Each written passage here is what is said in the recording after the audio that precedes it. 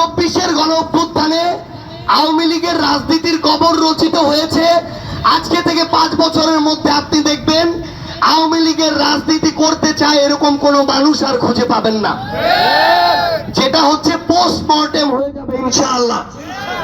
এখন বিএনপি তো 16-17 বছরের জুলুমের শিকার।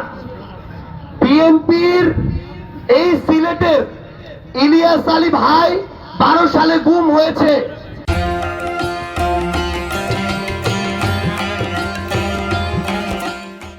14 বছর গিয়েছে, তার ফ্যামিলি তার মুখ দেখে নাই। এই পৃথিবীতে তার কোনোদিন ওই ফ্যামিলি তার মুখ দেখবে এই সম্ভাবনাও নাই।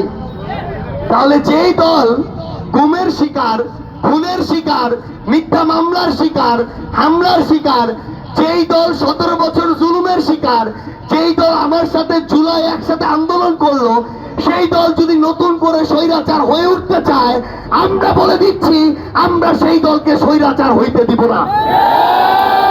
এটার জন্য সেই দলের প্রধানমন্ত্রী হোক, মন্ত্রী হোক, এমপি হোক, যে যেই কাজ করবে যদি সেটা সমালোচনার হয়, যত বড় ক্ষমতাসীন হোক, আমরা তার বিরুদ্ধে সমালোচনা করব ইনশাআল্লাহ।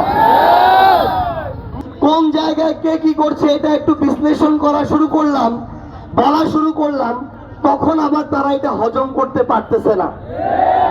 আমরা বিএনপিকে স্পষ্ট করে একটা কথা বলি, আওয়ামী লীগ তাদের সময়ে বিএনপির মতো বড় রাজনৈতিক দলকে রাজনীতি করতে দেয় নাই। 14, 18, 24-এর 3টা লুটপাটের নির্বাচনের পরে বিএনপিকে নিয়ে আমাদের সবারই এমন একটা মনে হচ্ছিল যে শেখ হাসিনার মরার আগে পর্যন্ত মনে হয় শেখ হাসিনার কাউকে রাজনীতি করতে দিবে না। এমনকি বিএনপিরও আমাদের অসংখ্য যারা পরিচিত ভাই আত্মীয় স্বজন আছে তারাও একই কথা বলতো। সন্দেহ তৈরি হয়েছিল আমাদের 23 অক্টোবরের 28 তারিখের যে বিএনপির বিশাল বড় মহাসমাবেশ, সেটা যখন সফল হলো না, বিএনপির মধ্যেও সন্দেহ তৈরি হয়েছিল যে আদৌ কি আমরা এই স্বৈরাচারকে হটাইতে পারবো কি পারবো না। তাহলে আওয়ামী লীগ গুরুত্বপূর্ণ রাজনৈতিক দলদের রাজনীতি করতে দেয় নাই, পোষা বিরোধী দল তৈরি করেছিল জাতীয় পার্টি, ঠিক কিনা? 2 বছর যেতে না যেতেই পোষা বিরোধী দলের কোনো অস্তিত্ব নাই, আওয়ামী লীগেরও অস্তিত্ব এখন আইনগত ভাবে নাই, আগামীতে রাজনৈতিক ভাবেও থাকবে না ইনশাআল্লাহ।